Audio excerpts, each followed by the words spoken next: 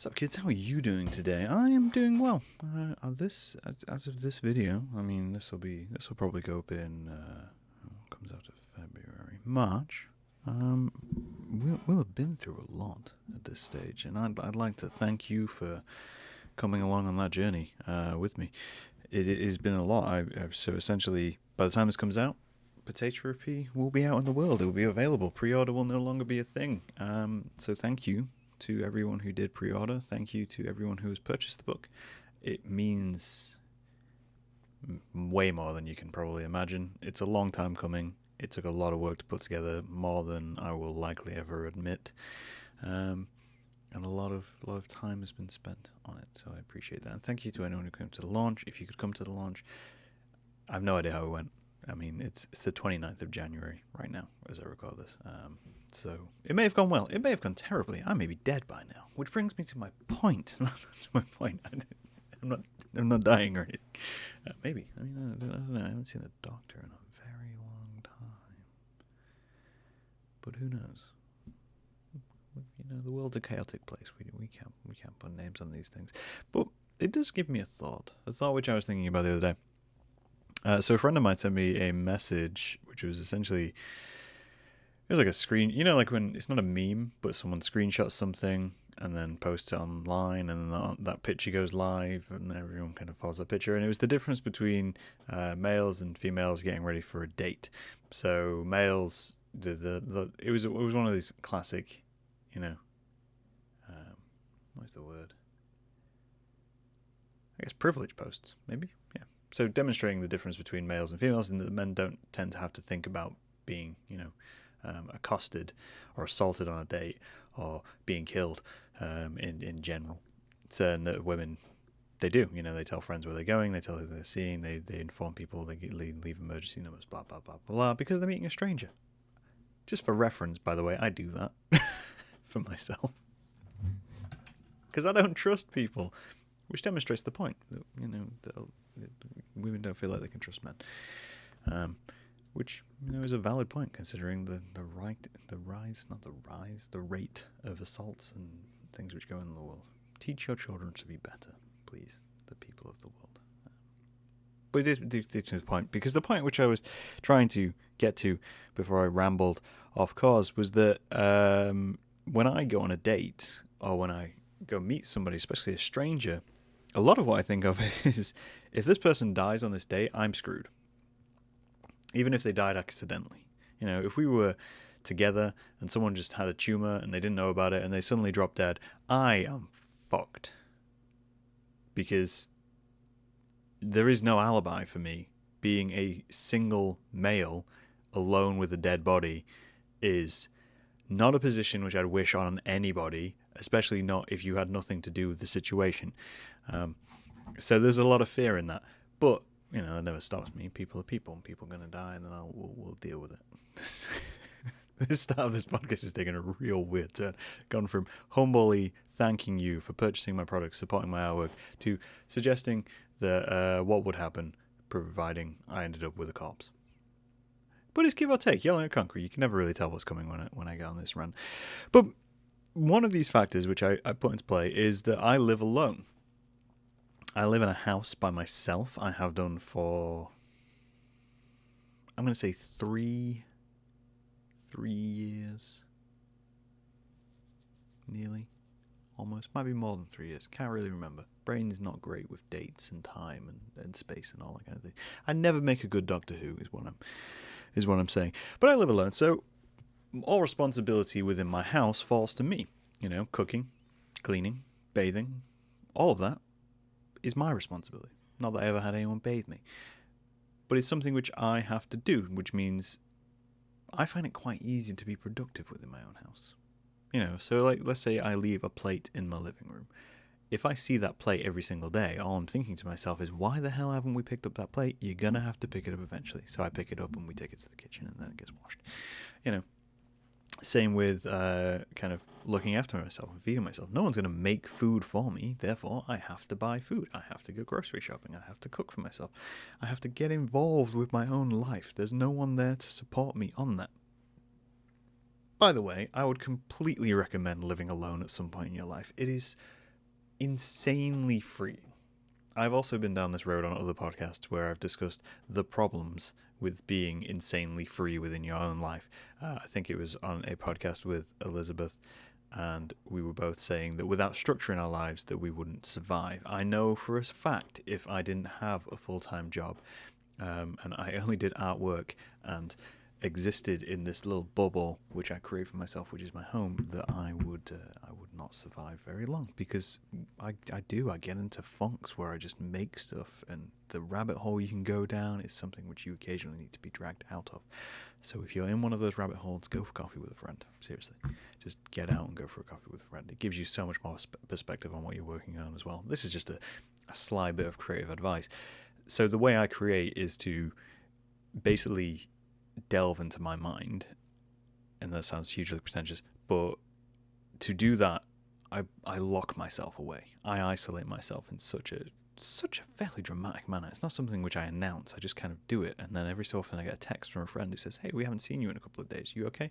And that right there is my prompt to go, "Yeah, I'm cool. I'm just working on some stuff. We'll get coffee in a couple of days," and then we go for coffee in a couple of days, and it usually helps me clear the air. Well, and it gives me a chance to show what I've been doing as well, and it gives you that third point perspective, so you know just how far you've gone down the rabbit hole. But back to the point. The point being, so yeah, I live in a world of my own. I'm free to do what I want, dress how I want. I can walk around naked. I'm wearing several layers today. I can, I never close my bathroom door. And then people come over, and I have a doorstop for my bathroom door, which keeps the door ajar. And people move the doorstep, and then I go upstairs, and I'm like, why is my bathroom door closed? It's like, oh yeah, because there's other people who are visiting in my house, and closing the bathroom door is the natural thing to do. But I live alone. Ooh, I live alone.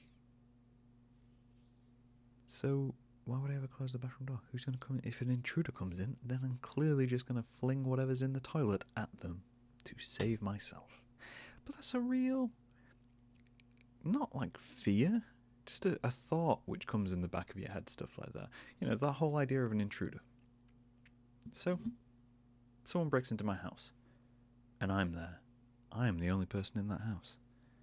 Defense of my house then falls to me. Protecting myself falls to me. As such, I do keep a metal pole in my bedroom. Because there's nights where you don't feel safe. There's nights, I've been in this house like almost 10 years now, probably, something stupid like that. And I never really think about it as an unsafe space. It's completely a space where I know I can retreat to, and it is my home and my personal space, even though I rent it. But there are nights where you get a little bit on edge. Maybe there's too much shouting in the street. Maybe a stranger knocks on your door and then disappears. I've had that before. I've had people look through my windows. But there is that residing factor in your head that this place belongs to me. So you kind of, you feel the need to defend yourself, and that there's that thought. As well, I've had opportunities where I've been in jeopardy by my own actions. So I think, it must have been like a month ago now. I made dinner for myself. Wasn't anything fancy. Wasn't even getting fancy with this.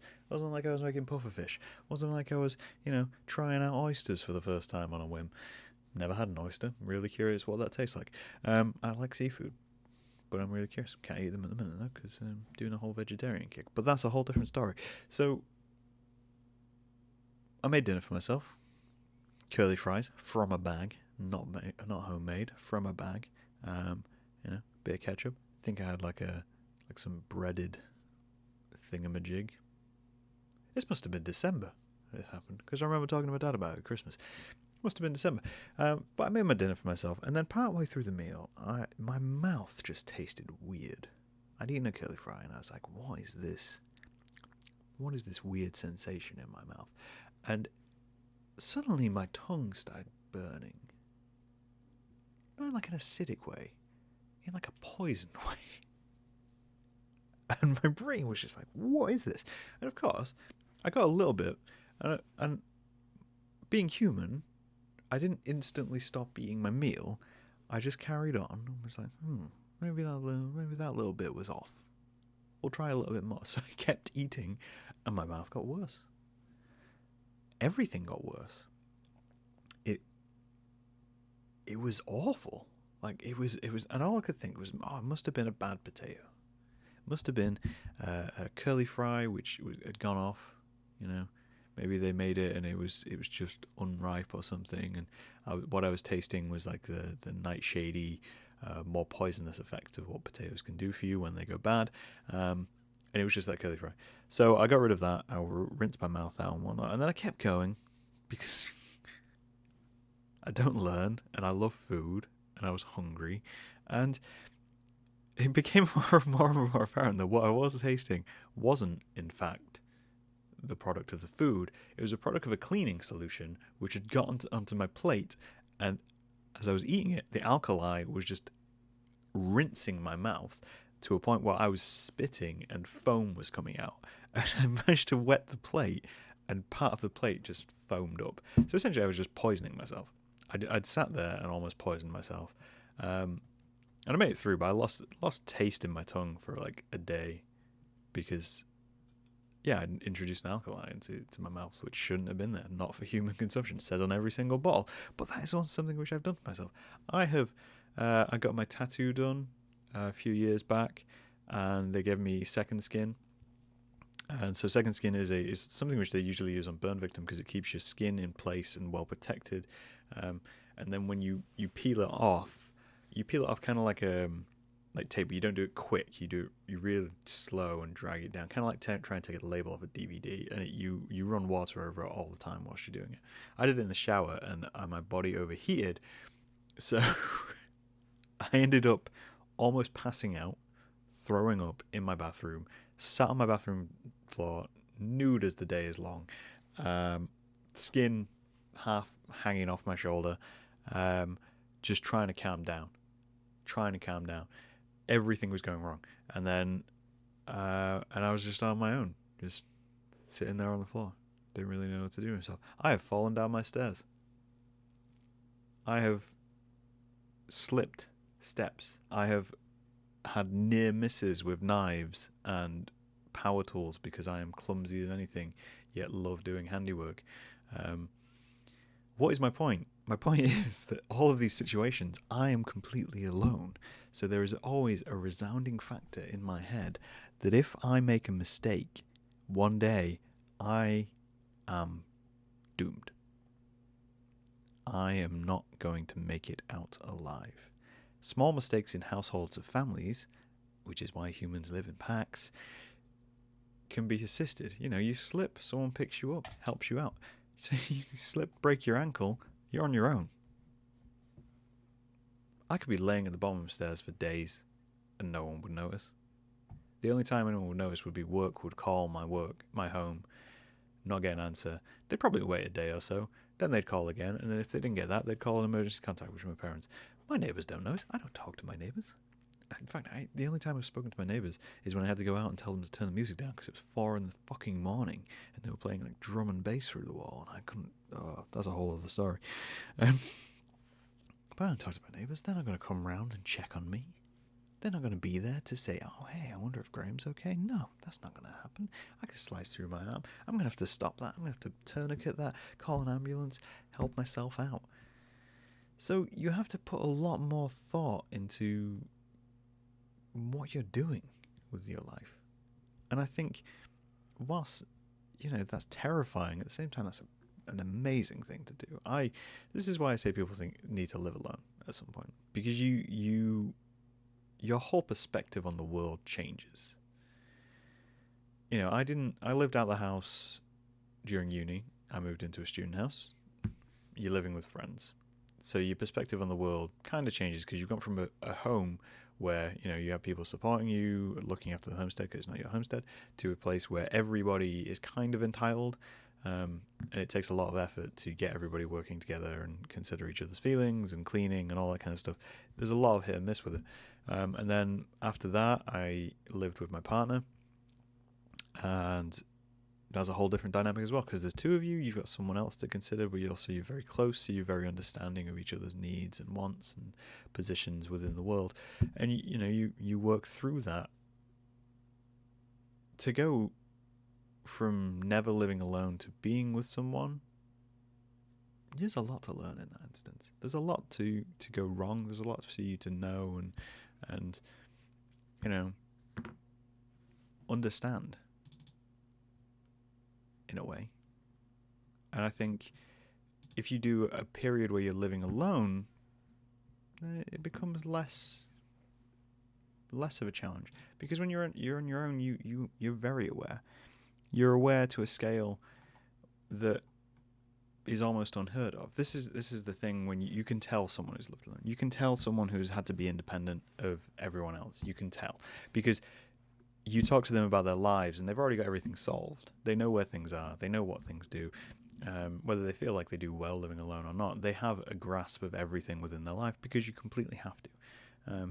And so when you transfer that to living with someone else, whilst there are obviously things you have to make changes for because you're very used and you have to get used to living with someone else, you find that you're both just way more independent, way more used to it, way more considerate of one another, because you've gotten to a position where you've already had to do that once before. But it can be scary, I think. It's not something which keeps me up at night. It's not something which, as I've ever thought, I need to live in a shared house again. In fact, that's something which I don't think I could ever do, is live in a shared house again. Because the person I live with, I need to respect. And the person I live with, I need to have a close connection with in order to be myself, in order to relax. When I eventually get to a point of living with someone again, I want that to be a relaxing experience. I don't want to have to hide anything about myself. I don't want to have to put on a facade with someone I'm going to live with. You should be completely relaxed in your own home. Which, when you live alone, you do get to that point. You do get to figure out a lot about yourself. What you enjoy, what you want to do on a weekend, what you want to, project out into the world and keep to yourself. There's bits in my house people have no idea about, and that's intentional. There's bits which surprise people, and that's intentional. That's an important part of being alone. But you do have to take care, because any day, my phone's vibrating. Any day you could walk around and slip and then be dead. I think as well, I said this in the last podcast, I think getting out and doing things, I didn't say this in the last, I said the start of this podcast. Man, see, this is how my brain works. I thought, that was a whole podcast ago. No, at the start, getting out and getting coffee with friends is a really important thing. Making yourself those opportunities to get out of your homestead, check in on people, inviting people around just once. It doesn't have to be every day, it doesn't have to be every week, but getting someone around to your house once in a month, it's nice. It gives you that different perspective which you may not have noticed. Someone might come in and say, hey, you noticed that thing in the corner of your room? And you go, oh, no, I didn't. I completely forgot about that. Why did you forget about that? Because you see every day. It's all about generating a balance.